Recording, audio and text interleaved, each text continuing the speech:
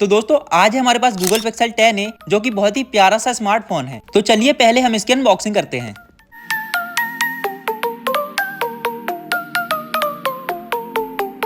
हम बॉक्स में से फोन को निकालकर इसमें से रैपर वगैरह अलग कर लेते हैं। अब हमारे पास है यह प्रीमियम सा फोन जो कि पूरा फ्लैट है और इसके कैमरे ऊपर की तरफ उठे हुए नहीं है, जो इसको और भी खास बनाता है। तो आप भी इसकी कुछ क्लिप्स देखिए।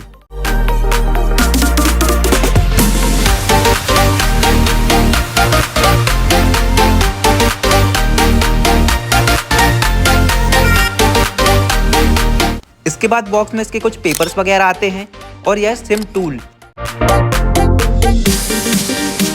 और लास्ट में इसकी चार्जिंग केबल। तो अब हम आपको इसकी कुछ डिटेल्स बताते हैं।